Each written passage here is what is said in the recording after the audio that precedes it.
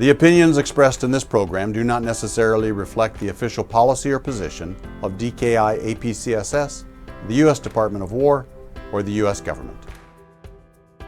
So comparatively, the U.S. has a strategy of resilience, that we build capability that we can actually not only defend, but they can survive conflict. You harden them, radiation harden, you build mega constellation structure. For China, it's more about compelling the U.S. basically to do something that they want you to do by showcasing capability, especially counter-space capability, right? And they're doing that. For Russia, it's about ensuring that their space capability deters that particular nation from not escalating a conflict. Aloha and welcome to Dialogue, where conversations shape security. I'm James Minnick, Colonel United States Army retired and professor here at the Daniel K. Inouye Asia Pacific Center for Security Studies in Honolulu, Hawaii. This is episode 58, Seizing the Orbital High Ground, a conversation with Dr. Namrata Goswami. For most of human history, geography shaped security. Mountains, rivers, oceans, and strategic choke points influenced where nations could project power, defend territory, and secure an advantage. Military leaders have always understood the value of high ground, the ability to see further, move faster, and act before an adversary can respond. Today, that search for advantage extends far beyond Earth. Space is no longer just a frontier for scientific discovery or commercial activity. It has become a critical arena of global security. Satellites guide military forces, secure communications, enable precision navigation, and provide the early warning systems that help prevent strategic surprise. Every day, activities in orbit influence decisions made on land, at sea, in the air, and in cyberspace. For decades, space was viewed as a supporting domain, vital, but largely operating in the background. That view is rapidly changing. As great power competition intensifies, space has become increasingly contested. Nations are investing in rapid launch capabilities, resilient satellite constellations, and counter-space systems designed to disrupt or degrade an adversary's ability to operate. Meanwhile, commercial mega-constellations are transforming access to orbit, creating new opportunities while introducing new vulnerabilities. In a recent chapter, Seizing the Orbital High Ground, published in America's Strategic Edge, Deterrence, Lethality, and Warrior Ethos in the Indo-Pacific, Dr. Goswami argues that what once served as a supporting function has become a contested warfighting domain, directly shaping conflicts on Earth. Her central insight is that control of the orbital high ground increasingly determines operational tempo and strategic advantage. For the Indo-Pacific, these developments are particularly significant. The region's vast distances, maritime geography, and dependence on long-range communications make space-enabled capabilities indispensable to both military operations and economic activity. This shift forces us to confront important questions. Does control of space confer a decisive strategic advantage? How vulnerable are modern societies to the disruption of space-based services? And as activity expands towards the moon and into cislunar space, how might competition reshape deterrence, escalation, and security itself? To help us navigate this new frontier, we're joined by one of the leading voices in space policy and strategy. Dr. Namrata Goswami is a professor of space security for the U.S. Space Force's Shriver and West Space Seminars at Johns Hopkins University. Her research examines great power competition in space, the strategic implications of emerging technologies, and the future of security beyond Earth orbit. Today we'll discuss why space has become the orbital high ground, how competition in space is reshaping military strategy, and what it means for the future of the Indo-Pacific and the world. Dr. Namrata Goswami, welcome to Brunei. What an amazing opportunity to have you here. Thank you, Dr. Minish. It's fantastic to be here. Oh, wonderful. I'm going to call you Namrata throughout this. You call me James. Okay, so this week we had you here in our course Ipsos me, as we refer to it, and you spoke about seizing the orbital high ground, a new book chapter that you wrote in our latest series that we're doing here, America's Strategic Edge. I want to pull a little bit on this. First of all, seizing the orbital high ground. That's a unique title. Tell me what you were thinking about when you think about seizing the orbital high ground. Yeah, absolutely. So when I thought about this particular article that I wrote for your book, America's Strategic Edge, there were two things that actually determined the kind of title that I thought would be useful, as well as the topic. So when you think about seizing the orbital high ground, what I meant by that was from a military and national security perspective. So as we see, since the 1990s, space is starting to play a very critical role in terms of intelligence, surveillance, reconnaissance, over the horizon, precision navigation, guidance of missiles, as well as long-range bombing. So in some sense, that's what I meant when I used the term seizing the orbital high ground, is that that particular nation that is able to not just have those assets, but also has the ability to protect or to degrade that of the adversary, seizes the high ground because of the fact that in terms of military power projection, space is becoming vital. And then the second reason why I thought that is a very interesting title and kind of gives the message as well, that if you look at the military doctrines of several nations today, not just the United States with Space Force putting out doctrine on space, but China's Military Strategic Guidelines, India is starting to think about it as well. All of these nations that are very serious spacefaring nations are thinking about the critical importance of space, not just from civil but military perspective. So, and they're thinking about how important it is from a strategic competition perspective. Fascinating. So many things I want to pull on from what you just said. First thing, I love the title, but I'll have to tell you, my mind goes back to a time long before space. And so I grew up actually being a fan of the American Civil War. Mm-hmm. And on the 1st of July, 1863, General John Buford and the American cavalry was in Gettysburg, and he seized the high ground and he said, "This is beautiful ground." And they said that they were able to, because of that, because they had a point of advantage, they were able to be victorious against the Confederates. How do you see being up in space, that orbital high ground, is an opportunity to have military advantage against, you'd already started sharing with China and Russia.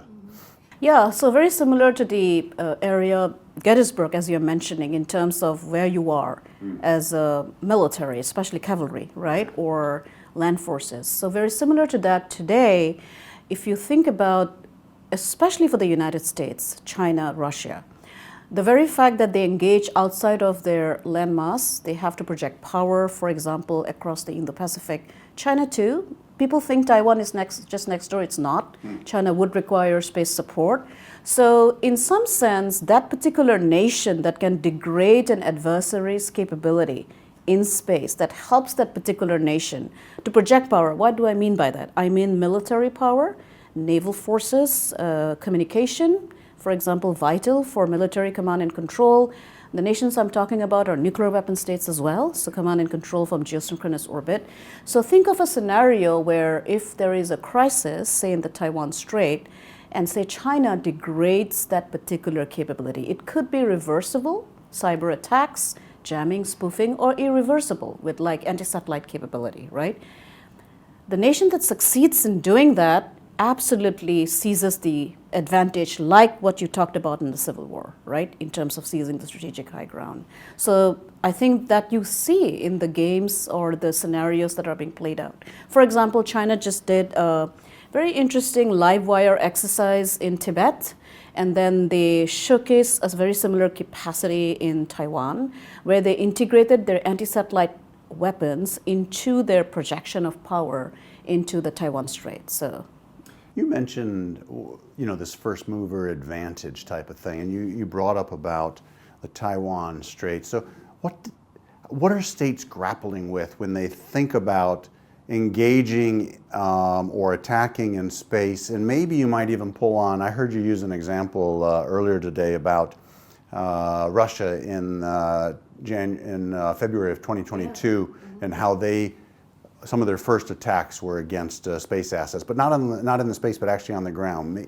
Say more about that. Yeah, sure. So when you think about what happened in 2022 with Russia, so if you look at, and again, that's why I really take your audience back to the concept of military doctrine. So if you look at China's 2015 Strategic Military Guideline, the first time the Chinese People's Liberation Army basically projected to the world that space is a strategic high ground and is a part of strategic competition. So I'll get to Russia very soon. What they meant by that is that if we are in competition with the US and if there is a crisis, because the United States military depends on space for almost everything, projection of power, moving forces, that is where we target. Now that played out in Ukraine. So when Russia has been contemplating and gaming the Ukrainian scenario for several years, this is not something new, right? They went into Crimea, they went into Georgia, and now, of course, into Ukraine. So the first thing the Russian military did was target Viasat, which is the American company that provided command control capability to Ukrainian military. So why did they target that? So they targeted the modems that enable that kind of communication, because they understood that if you're going to cut off communication, which is the first act of war at that time, which is a space act of war, which included a space capability, Ukraine will be without that kind of communication. There would be a blackout, and then Russian forces will come in. They will seize the orbital strategic high ground. Now, one thing that most people think when they think about space, they immediately go to low Earth orbit or satellites, right? But satellites are supporting modems on the ground as well, and that was the Russian, they've attacked the ground-based capability. So you just spoke about low Earth orbit, and I guess there's LEO, MEO, and GEO, right? Explain the difference, and because I mean satellites are in each one of those orbits, right? Yeah, so, but they're different, and why? How so? Yeah, sure. So when I'm talking about low Earth orbit, I'm talking about 100 kilometers to about 20,000 kilometers. That's low Earth orbit. Now, in low Earth orbit, you have satellites that they move around the Earth about 90 minutes. So they continue a particular, very fast.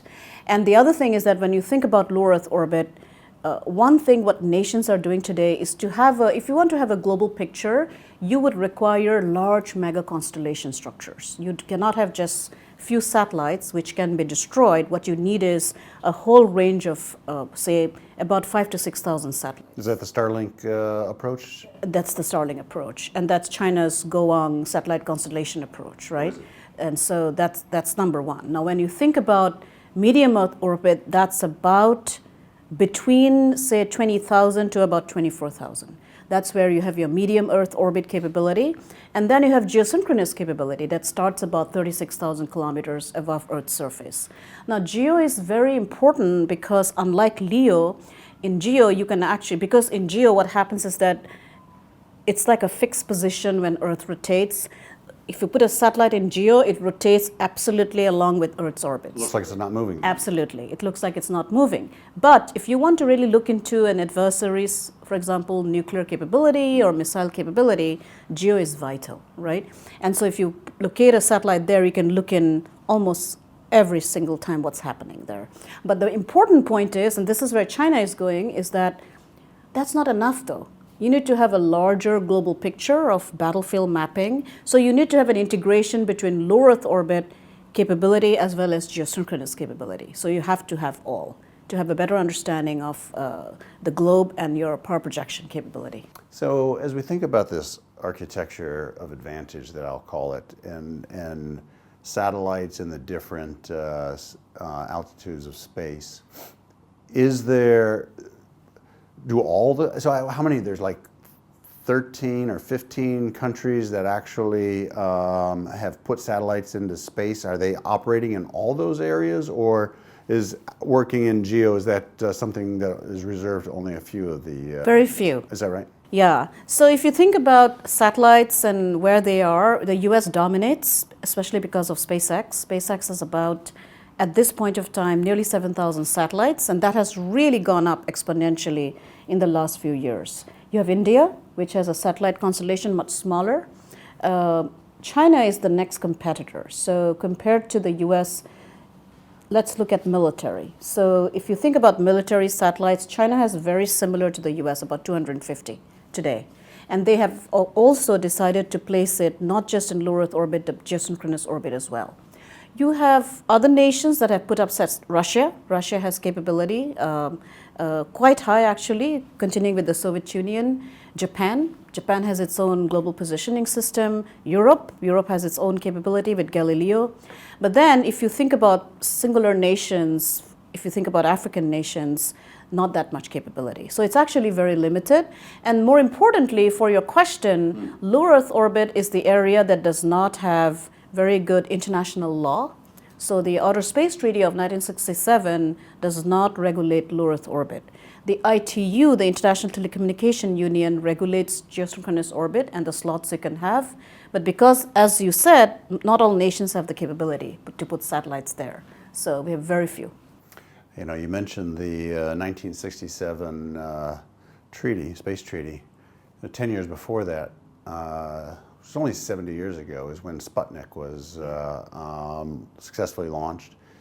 And then, as I calculate time, it was only, I mean, 69. I watched the space the moonwalk, and then in what seems to be a fairly short period of time.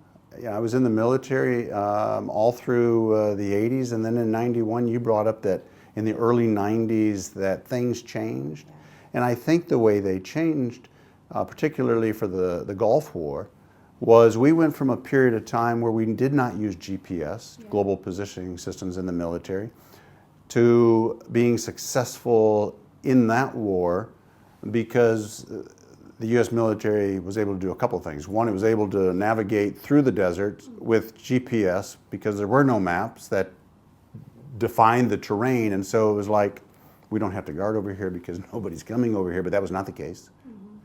And then the precision strike with that the U.S. dominated with and then continued to dominate with over time, and that was all made possible because of this transition into the use of space in that period of time. Is that how you see it, or do you see it differently? No, I actually don't. So it ties a little bit back to the Cold War, right? So when you think about the Cold War, space was extremely important for intelligence. So surveillance, because of nuclear weapons and the verification, the whole national technical means of verification, there's a concept. So both the Soviet Union and the US agreed to have this verification, and space satellites played a vital role in that. I mean, you brought up Sputnik. When Sputnik was launched in 1957, the biggest concern of the US was that this was an intercontinental ballistic missile, which means if you're able to put it in space, you can put nuclear weapons in space, and that can target US homeland. And if you remember the historical depiction of that fear, right, and that's where the US started building its own capability. So I'm bringing that up because this conversation about the importance of space for military has continued and is historical. You had the Star Wars concept, for example, like the Golden Dome we are talking today, a missile defense shield. Daniel O'Graham, an Army officer, he wrote a book called The High Frontier, very interesting thinker who talked about the importance of how do you have deterrence by denial. And so to answer your question, that was very theoretical, but in 1991, what happened during the Gulf War was that for the first time, the world and China suddenly woke up to the fact that US military has a decisive advantage in targeting, precise targeting, and intelligence and battlefield mapping because of satellites. And that was when China took a decision that, my God, all our concepts still today, our way of warfare is going to be challenged if we do not have our own capability as well. And so they decided to build their own global positioning system from then on. And you said in 2015 they'd put out a doctrine on that. Wasn't that also the year that they formed their own Space Force? Yes, yeah. Did that play a part, you think, in the U.S. Space Force being formed in, what was it? 2019. Yeah. Several years later. It was. It feels as if, though, there became militarization of space as a domain of military domain, and that happens in this period? Very much. It continues. So the conversation around the establishment of the Space Force has happened since 2001. Okay. So it's a very old conversation. So many military thinkers, rightly so, I agree with them, argued that, well, if you really are talking about space as the orbital high ground, you do need a service within the United States that focuses on the domain. The Air Force, for all its wonderful culture, is a force that prioritizes fighter planes and fighter pilots, right? But we do need space officers and operators that think of space for their own sake. So this conversation has been happening for some time, but I agree with you that when in 2015, China and especially President Xi Jinping, after conducting about 500 workshops, so if you remember at the time when he became president in 2013 and secretary of the Communist Party of China, he became that at the same time. So President Xi argued that, well, we really need to build our technological capability, and space was one of them. And so he conducted all this military reform, and that's where the PLA Strategic Support Force was established. And space was recognized as a high strategic high ground, orbital high ground. That kind of galvanized the US Congress to then challenge the US Air Force that how is it possible that we have an adversary that is showcasing such capability and we feel like we are behind. You mentioned just a moment ago about the Golden Dome. So just this week while we were here, the Secretary of War had announced a successful test of a directed energy weapons system. Are you observing that? Did you track that at all? I guess what I'm asking is, since that, and since they had conducted the test and they've indicated an intent to have an operational system by 2030, I think is the year. It's a three phases, as I understand it, within the system with that includes ground-based interceptors, THAADs, and space-based interceptors. Yeah. Mm-hmm.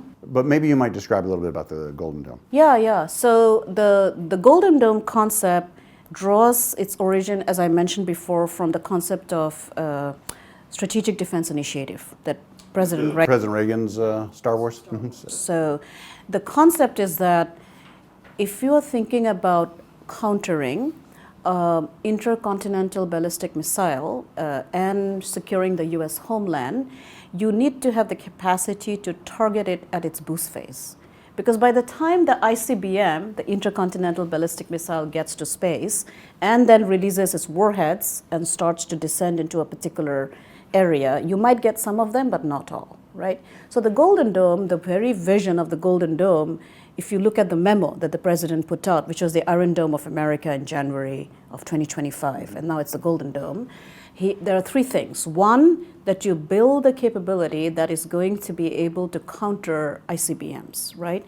But it's boost phase. So what you need to build is space-based interceptors that can look into an adversary homeland and are able to target the launch at the boost phase, because that's where the warheads have not separated. So you're able to kill the capability right there. So that's a vision that draws from Strategic Defense Initiative. The second thing is that you have to do it very fast, because it's about a time of 5 minutes. So it's pretty fast, I know.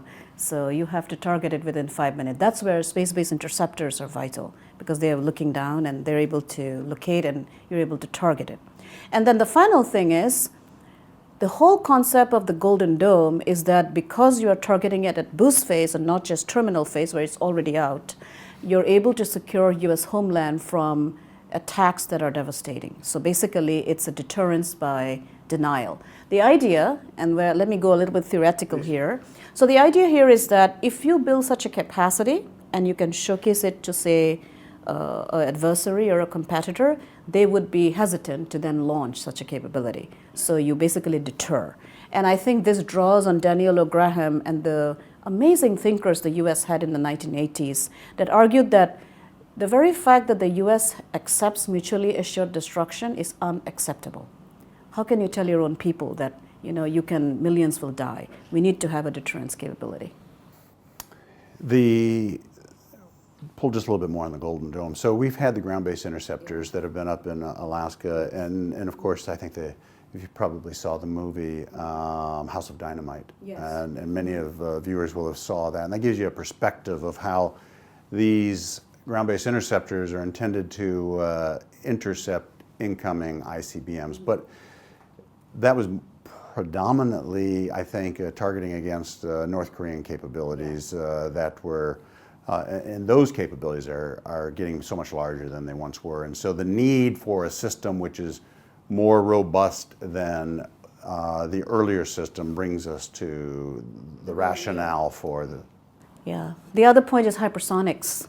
We haven't got there, right? But go and explain that just a bit, and then... So it's the speed of Mach 5, Yeah, so it's very fast, 5 times the speed of 5 times the speed of sound. So, and China has about 75 nuclear warheads that are now paired with hypersonics, which means they are leading the game. And if you look at the memo, it says that the Golden Dome capability should be built in such a way that it can counter hypersonics. It's theoretical. Yeah. It's a challenge because to build that, right? Because as you know, the inspiration comes from Israel's Iron Dome. But Israel's Iron Dome, 90% successful, but they're also deterring very short-range missiles, nothing like ICBMs or hypersonics, right? So the Golden Dome, to answer your question again, is a pairing between ground-based, which we have, but also space-based, which is the new thing. We don't have it yet. And that is where the Golden Dome also challenges, for example, some of the assumptions of the Outer Space Treaty, and I referred to that in my article, where I pointed out that the Outer Space Treaty does say that you cannot place weapons of mass destruction in space, which is a principle. US is signatory, but it says nothing about conventional weapons, right? So if you have space-based interceptors, you are in some sense militarizing and weaponizing space. But then it also has such a deterrence effect. But you will have to have the whole system, ground-based and space-based pairing. It's very expensive. It's reaching about $1 trillion right now because of how much it'll cost. I know we have some companies that have been already directed to do this and have won contracts. It's in the initial phase today, and by 2030 we're hoping to have some capability. But China already has the hypersonic capability today. North Korea is building hypersonic capabilities. You spoke a little bit ago about this escalation threshold, and that not all actions in space are permanent. But maybe you might, pull a little bit more on that. I mean, it seems like it could be difficult for an opponent to understand your designs when you set off to either capture, destroy a satellite or something. And so, what actually defines escalation as you see it? In space, yeah. So let me get specific here, because sometimes when we think about it theoretically, what it would mean is that, so you have reversible attacks. So reversible, if I am a satellite and you attack me, you're doing a cyber attack, or you are jamming some signals. So you're not really destroying the capability, you're destroying what it's offering, the effects of it, right? Okay. You're not enabling that. So you can jam from the ground, you can have ground-based jammers, you can do it from directed energy, for example. But that's, in terms of response mechanisms, it is happening as we speak. But states decide that, okay, this is not destructive enough. My capability still exists.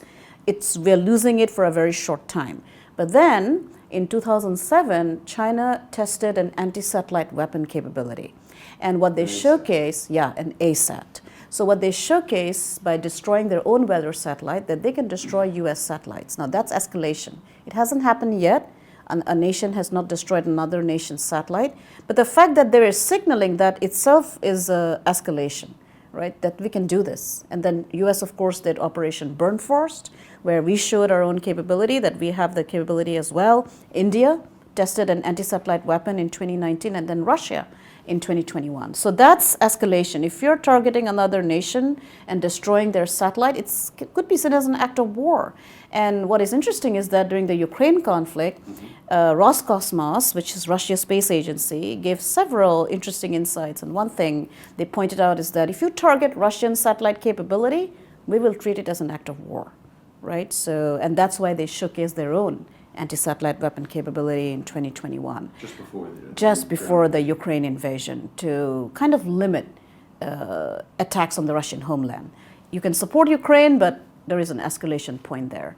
And then finally, the escalation ladder gets really serious. So if you target low Earth orbit capability, which help missile tracking, it's one thing. But then if you're targeting geosynchronous capability, which is the one that I talked about, where satellites are fixed that are used for nuclear command and control, national technical means of verification where the nuclear weapons are, and you're blinding that or destroying that, that's escalation. Because then if I'm country A that has nuclear weapons and you're country B that has nuclear weapons, and I destroy your capacity to see if I am launching so that you can have warning, you would assume that I might launch a nuclear weapon. And so that's escalation. So it's interesting that when you think about China, and in my fieldwork in China, the one thing that Chinese strategic thinkers pointed out is that they have a no first use policy when it comes to any such nuclear weapons, but also attacking nuclear-based infrastructure because of that concern of escalation. Now, Russia, which is fascinating, has this strategy that, well, we can use signaling. So if you remember, I think, was it 2 years ago, where US intelligence pointed out that Russia is going to place a nuclear weapon in space for detonation purposes? So Russia has a very different strategy here because they're concerned about US help to Ukraine. So they are showcasing to the US that, well, because you have these mega constellation structures, we are going to use nuclear detonation in low Earth orbit that will destroy not one satellite, but several. So that could be escalation. I want to come back to these competing strategies in just a minute and have you, talk out the China, Russia, and the United States strategy and how there's a difference. But you also spoke about the NC3, the nuclear command and control communications.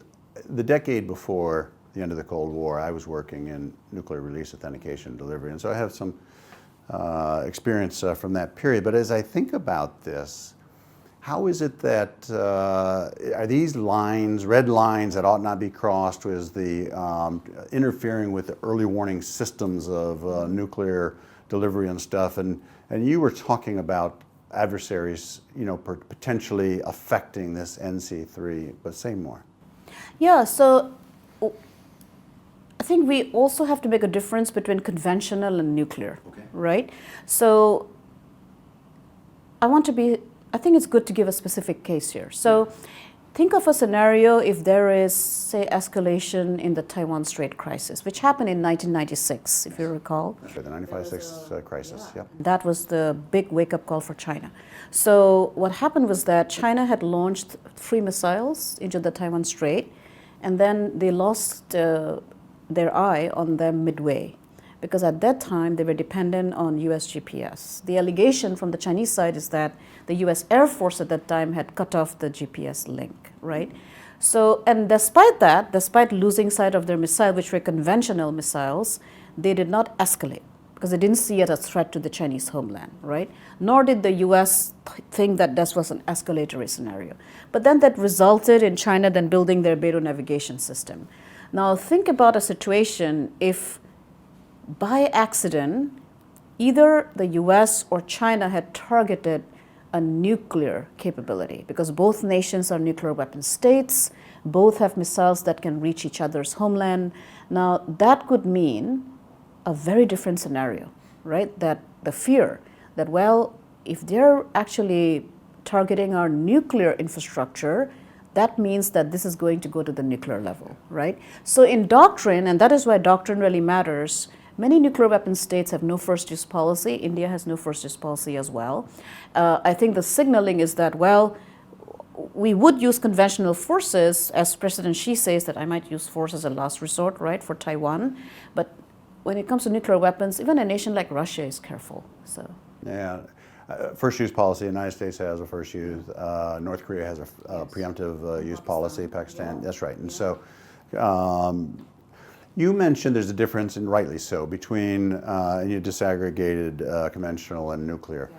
Let's do the same with military and commercial. Yeah.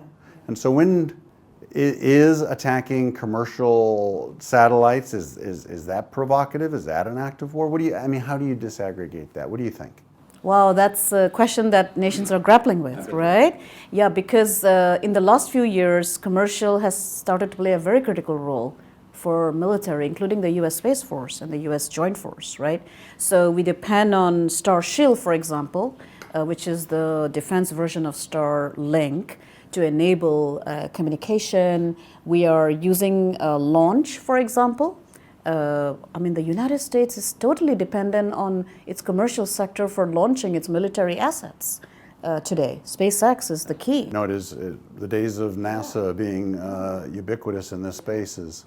It's just the commercial sector. So now the million-dollar question for the U.S. is, and the Space Force is that, well, if a commercial company is in contract with you to support you, for example, in case of crisis or conflict, what happens if they are targeted? Because they're legitimate targets in war.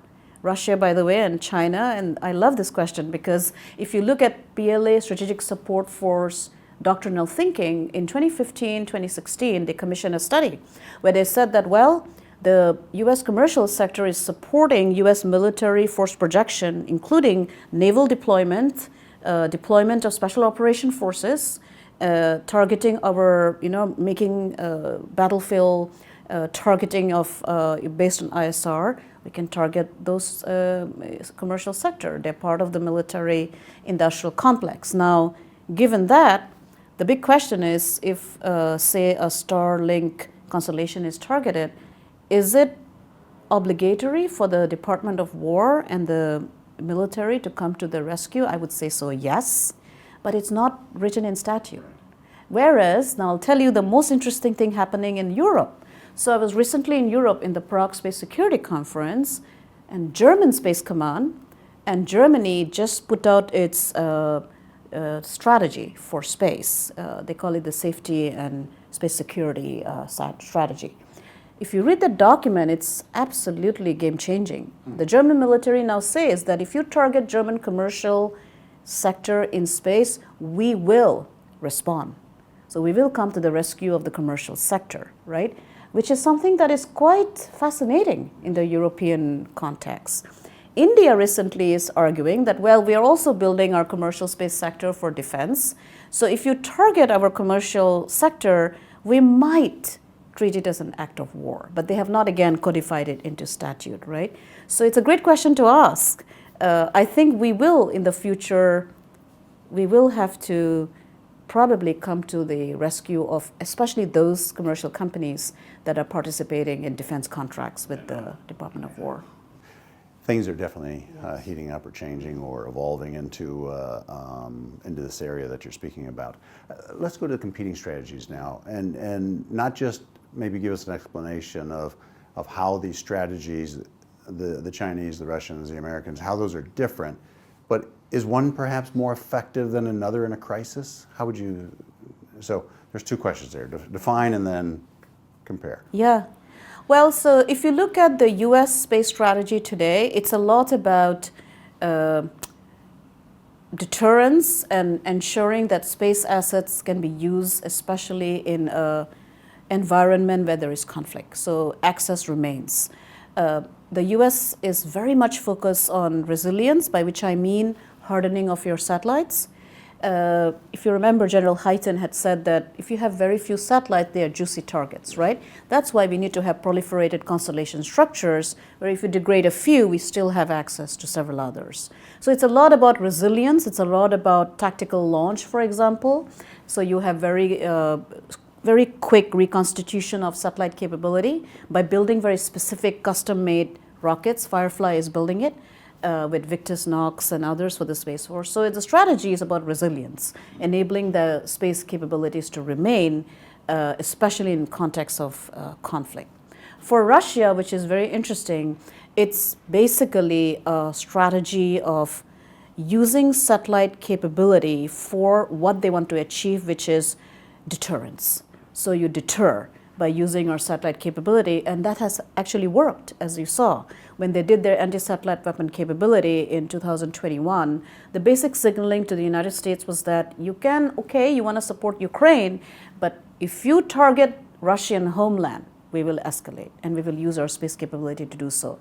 And it's actually very interesting that even when the US helped Ukraine with weaponry, there was a condition that you cannot use this against the Russian homeland. You can use it in the conflict in Ukraine when Russia is attacking you, right? For China, it's a very different strategy. So China's strategy is basically to use space capability for compellence. So what you're wanting to do is to showcase, say, anti-satellite weapon capability, your hypersonic capability, your launch capability, your doctrinal capability, to basically compel the United States to behave in a way that they want the US to behave. So comparatively, the US has a strategy of resilience, that we build capability that we can actually not only defend, but they can survive conflict. You harden them, radiation harden, you build mega constellation structure. For China, it's more about compelling the US basically to do something that they want you to do by showcasing capability, especially counter-space capability, right? And they're doing that. For Russia, it's about ensuring that their space capability deters that particular nation from not escalating a conflict, because the one thing that Russia really worries about is regime change, right? So Putin really is concerned about that. Well, is it going to result in regime change, right? So you said China compellence, Russia deterrence, United States resilience. Yeah. So in a crisis, which one is more effective? I don't know, maybe we're comparing apples and oranges, and you gave an example of Russia and how it was effective in its deterrence strategy. And clearly in deterrence, you need to have a capacity, credibility, and communicate it, signal it. And they did this, and they assess, maybe we assess that it was effective. So if we had crisis other places on the globe, would these strategies, would they be effective in keeping another country from taking action against them, in your estimation? Or is there one better, maybe I'm just making things up. No. No, I mean, it's a good question to ask, and it's something that we should think through if you're strategic thinkers, right? So, and really care about the U.S. having the strategic advantage. It's important to understand where a nation that we're competing with is. So I think for the United States, I worry that institutionally we are not keeping up with China. And also in terms of capacity. So, for example, hypersonics, right? Golden Dome is a reaction. It is a reaction. You already have the capability, and now you're talking about deterring a capability, which is very hard. And if I were put words in your mouth, it probably costs more to try to defend against this than to create an offensive means. And so not only you're paying catch up, you're constantly trying to, you're spending a lot more money for what could be inexpensive capabilities to come in and attack you. But I cut you off. Say more about whose strategy is winning, right? Yeah. So now think about the South China Sea, right? So if you think about China's strategy, they not only use satellite imagery to lay claims, they also use satellite imagery to map. And then they use satellite imagery to project power, right? And how did they do that? They basically went ahead and built hardened capability there, including the ability to land military aircraft, radar installations, and then use their projection of power through space to basically compel the United States not to do what they didn't want the US to do, which is to respond, to respond to a crisis in South China Sea. I mean, hardening of islands, right? In 2015, right after President Xi told President Barack Obama that he's not going to do that. So there is compellence right there. So yeah, interesting. Maybe we'll take you to a place beyond Earth orbit, and you can talk a little bit about the cislunar space and maybe why does it matter? The space. Yeah. So when you think about, the article was very much focused on military terrestrial capability, right? And I talked a little bit about cislunar space. So when we talk about cislunar space, James, we talk about, for your audience, the area of the 36,000 kilometers to about 40,000 kilometers. That is between geosynchronous orbit to the moon. So why is that space important? So 2 reasons. That's the real strategic high ground. So I have written a piece on that for Aerospace Corporation. So what happens is that if you have a capacity, say in cislunar space, think of it as space situational awareness. You have intelligence capability or ISR, surveillance. With that capacity, you're not only looking at the moon, but you can look down. So you actually then can look at where your adversary's assets are. You can build that kind of capacity. Second, this is my biggest concern, is that when we think about the moon, if you're going to establish permanent capacity there, say, think about a base, and if China is building such a base, the argument they make at the United Nations, and by the way, they have a plan to build a base by 2036. The United States does too. It's just announced through Artemis that they will build a moon base, right?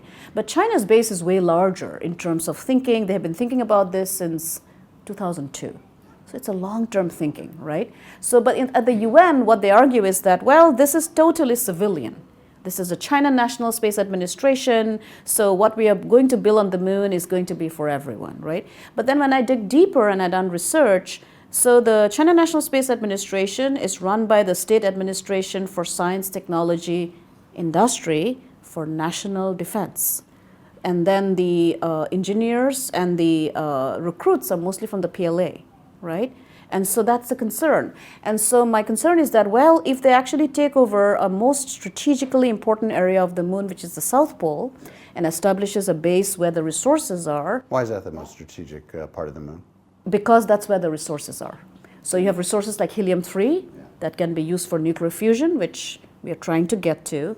You have water ice that can be used for oxygen or for fuel for rockets. You have platinum group metals there. And actually all this data, and this is where I think the US had taken leadership once upon a time, all this data comes from the Clementine mission that happened in 1994, which, by the way, was part of the Strategic Defense Initiative testing of autonomous capability. It's a wonderful mission, and pretty inexpensive as well, about $75 million, right? And so, but we gave all that up, right? Because we then stopped our lunar program, we didn't go forward with it. So my concern is that now they're using that similar data to build capacity and building their own data to take over areas in the moon that are very strategic, which will have implications, because I don't think the world has realized that till today we don't have a permanent base on another celestial body. We have the International Space Station, but that is in low Earth orbit, right? And so, yeah. I want to ask you one more question. This one is going to bring it back into the Indo-Pacific, and we think about the fight. And so in the crisis, Indo-Pacific relies significantly on space-based command and control, right? And so in the first 72 hours, it seems like this may be a critical point on how we try to disrupt one side, both sides disrupting the other's space-based command and control. How do you think about that? And should there be reason to be concerned that they're vulnerable? I think we have real good reasons to be concerned. So I just talked to you about the PLA Strategic Support Force, now the PLA Aerospace Force, focus on systems warfare. So what they argue is that, well, if you actually want to deter US response, say, for example, we take over Taiwan in the Indo-Pacific scenario, right?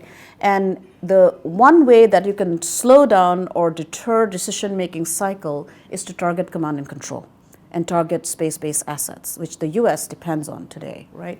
So if you think about a 72 hours scenario like Russia that targeted Ukrainian military's modem capability, that probably pushed back Ukrainian response, and Russia was able to enter much more faster and then adapt as the war spread out. For China, I would see that as one of the first acts of the war. Target US space-based capabilities, right? Because of the fact that it's tied to. I don't think most people realize is that when China is thinking about targeting US space-based capability, they're also connecting it to our own philosophy of joint warfare, right? So we talk a lot about how joint operations, how will the joint force move into the Indo-Pacific, right? In a situation of a crisis. So it could be several other things, but space also plays a very vital role. And in the first 72 hours, that's their doctrine. So I'm talking from their actual doctrine and strategic guidance that they want to target space. Seizing the Orbital High Ground. It's online right now. Yeah. It will be in print early next month. I believe, and I know it's already receiving great interest, but this is a significant paper that talks about an issue of great concern, understanding space as a military domain, and you have done a masterful job in helping to elucidate that. I suspect many people are going to be reading that chapter of yours. Well, thank you. I know you're working on another book right now, and I often take this latter part of the segment of the of dialogue to be able to highlight a book. I want to highlight your book. Tell us about the book you're working on and what we'll find in that book. Oh, what a wonderful opportunity! So the book that we wrote that got a lot of attention was called "Scramble for the Skies: The Great Power Competition to Control the Resources of Outer Space." My co-author was Peter Garretson, where we pointed out that nations are starting to think about space very seriously, not just from military but also commercial, economic perspective. So the current book came out of the journey of that book, but then when my audience read the book, there was a demand actually to understand a lot more about the Indo-Pacific.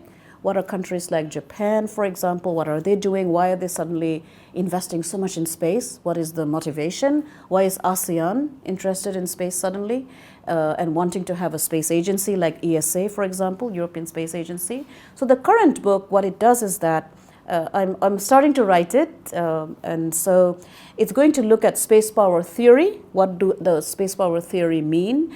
And then within that, what I'm doing is that I'm doing a comparative case study analysis. So I'm looking at the United States. What is the classical thinking of the United States military doctrine in terms of space? I'm looking at China, India, Russia, Japan, and looking at strategic classical texts from those nations as well. I'm drawing it out in terms of looking at their conception, societal conception of space power, military doctrine, speeches, but also drawing those speeches back to, say, for example, in China's case, Mao's revolutionary warfare, 3 stages, and how space is being conceptualized by Xi Jinping within that particular tradition. For India, Kautilya, who talks a lot about economic power and why it matters for military power projection, and Indian policymakers are starting to think about space from that perspective. For Japan, Musashi, and the idea of precision, very precision and very much focus on technological advantage, which Japan's starting to do. So yeah, so that's what the book is about. So hopefully I'll finish it by next year. I suspect you will. Well, a year ago we sat together on a dialogue. We're here this year. I suspect next year we'll be talking about your next book. Thank you for being on Dialogue. This has been an amazing discussion. Thank you for having me, James. Always a pleasure. As we conclude today's dialogue, space has become central to modern security, not merely enabling operations, but shaping outcomes. The ability to secure, protect, and sustain access to the orbital high ground may prove as important in the 21st century as command of the seas was in the centuries past. These conversations shape security.